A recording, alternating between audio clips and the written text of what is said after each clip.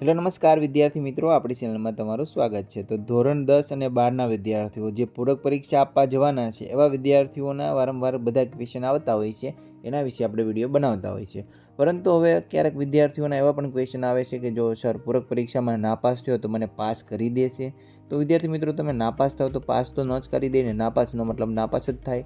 તો વિદ્યાર્થી મિત્રો, અને ગ્રેસિંગ માર્કને લઈને ક્વેશ્ચન આવતા હોય છે, અથવા તો સર રીચેકિંગ થશે પૂરક પરીક્ષાનો, એવા બહુ બધા ક્વેશ્ચન આવતા હોય। તો વિદ્યાર્થી મિત્રો, અત્યારે એમાં ધ્યાન દેવા કરતાં તમે વધારે એક્ઝામ ઉપર ફોકસ કરો તો તમે સારા એવા માર્ક્સે પાસ થઈ શકો। એટલે તમારે એક્ઝામ ઉપર ફોકસ કરવાનું છે, નહીં કે ગ્રેસિંગ માર્ક આવશે કે પછી નાપાસ થાય તો પાસ કરી દેશે।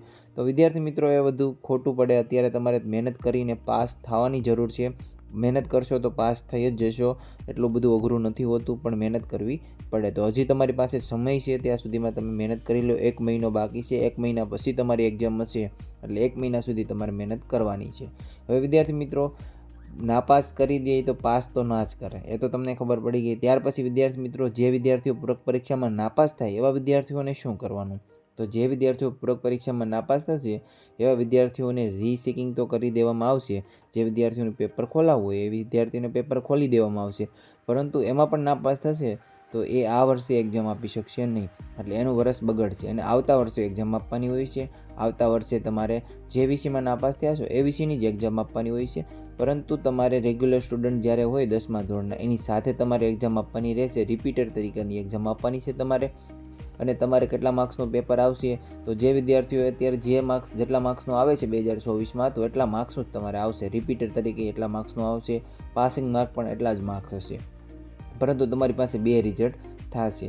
એકવાર તમે જે અત્યારે નાપાસ થયા છો એનું રિઝલ્ટ પણ આવશે, અને ત્યારનું પણ રિઝલ્ટ આવી જશે, બરાબર। જે વિષયમાં તમે પાસ થયા છો એના માર્ક્સ અંદર રિઝલ્ટમાં બતાવશે નહીં, એમાં XO કરીને બતાવશે। જે વિષયમાં તમે એક્ઝામ આપશો અને એ વિષયના તમને ત્યારે માર્ક્સ બતાવશે। તો વિદ્યાર્થી મિત્રો, આ તમારા બધા ક્વેશ્ચનના જવાબ આપી દીધા છે। તો પણ વિદ્યાર્થી મિત્રો, તમારા કોઈ પણ ક્વેશ્ચન હોય તો તમે કોમેન્ટ કરીને જણાવી શકો છો। અને હા, ગ્રેસિંગ માર્ક્સને લઈને ક્વેશ્ચન ના કરતા, ગ્રેસિંગ માર્ક્સને એ બધું સાઈડની વસ્તુ છે। અત્યારે તમારે એક્ઝામ ઉપર ફોકસ કરવાનું છે। રીચેકિંગ થશે કે શું થશે એ બધું પછીની વાત છે, અત્યારે એક્ઝામ ઉપર ફોકસ કરો। જો પાસ થવું હોય ને તો રીચેકિંગની રાહ ના જુઓ, ના ગ્રેસિંગ માર્ક્સની રાહ જુઓ। તમે પાસ થઈ જશો, માત્ર તમારે 33 માર્ક્સ જ લાવવાના છે। આપણે તમને બધું જણાવી દીધું છે પૂરક પરીક્ષામાં ક્યારે શું કરવું। આપણે બહુ બધા વિડીયો મૂક્યા છે, તમને ક્વેશ્ચન થાય તો જોઈ લેવા, અને તમે મહેનત કરો, વિડીયો બધું જોઈ લ્યો।